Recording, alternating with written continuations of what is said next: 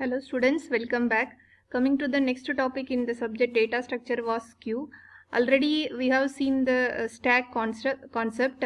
Stack works on last in first out manner. Here queue works on first in first out manner. That is the person who is entered first, he will be deleted at first. That is called as a first in first out order. General concept of queue means everything is maintained in queue. In real life, if you want to buy a train ticket in the railway station, you want to maintain the queue. The person who is entered first, he will get the ticket. Another example is whenever we want to buy something, we have to maintain a queue. Generally, in data structure, we storing and retrieving data in the form of queue. Now let us see the actual definition of queue. Queue is a linear list of elements in which deletion can take place at one end, that is called as a friend. Here insertion and deletion can take place at two different ends. One is called a friend and another one is called as a deletion. Means another one is called as a rear. Generally insertion can take place at the rear end. Deletion can take place at the front end. Already we have seen the first in first out basis, that queue is also called as a first in first out list. Here we perform two operations, one is NQ and another one is DQ. So NQ means that is in data structure we use terminology NQ for insertion. So we can insert an element at the rear end of queue. So deletion means we can remove an element from the front of the queue. There are two ways to represent queue. One is array and another one is linked list. We using static memory location for allocating memory for array. Already we have discussed in stack data structure. Static memory allocation means the memory will be allocated during compile time. It means programmer will decide how much memory he wants. The programmer will be deciding the maximum size of the array.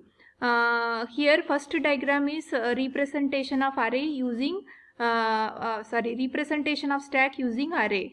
Generally here what is a one point is called as a rear. We perform the insertion using this point.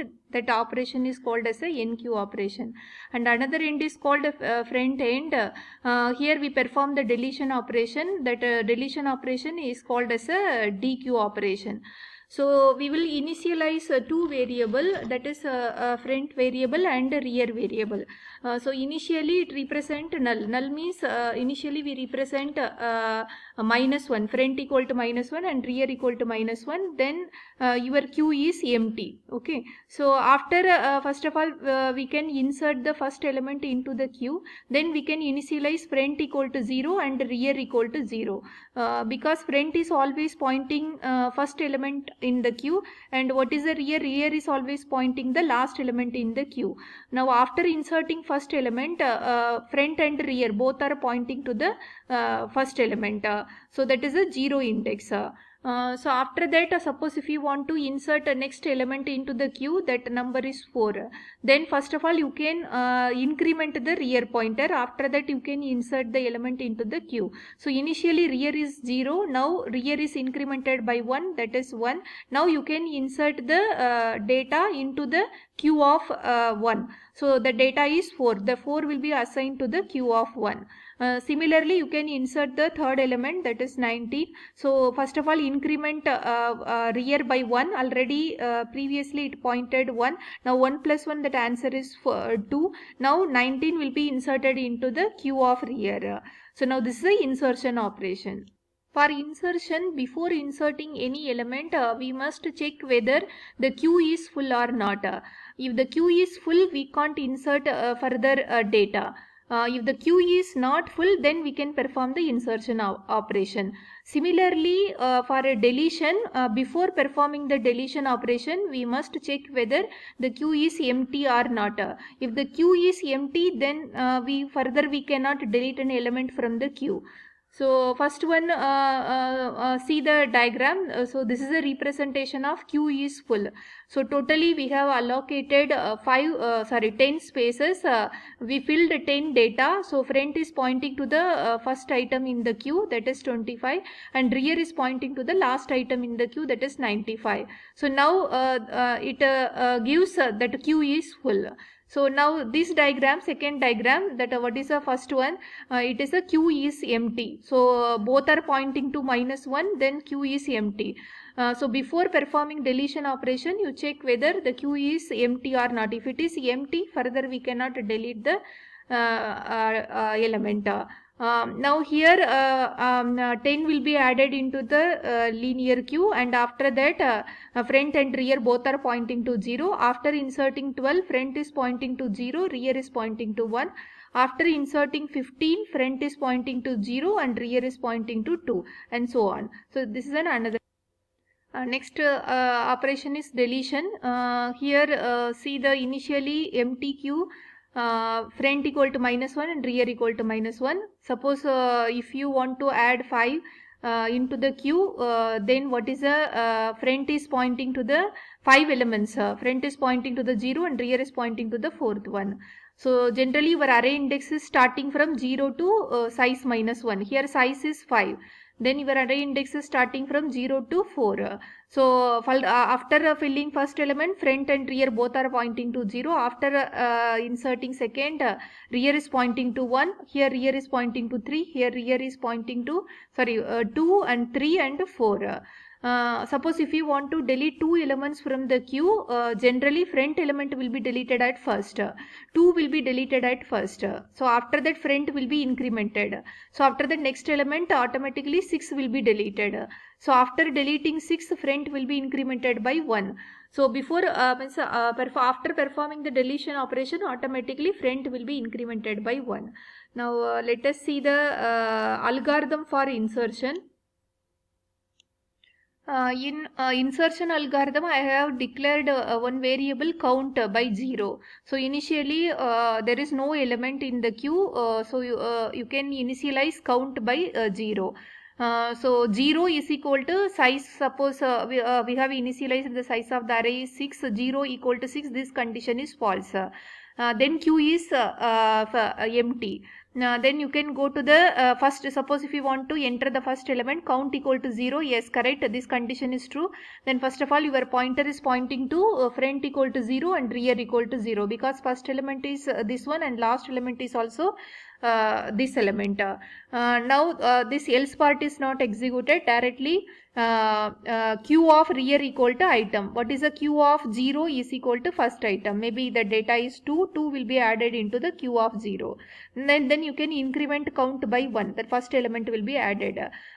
Again you can call second time. Suppose if you want to insert the second element in the queue, then again what is now count already you inserted one element. 1 is equal to 6. This condition is false.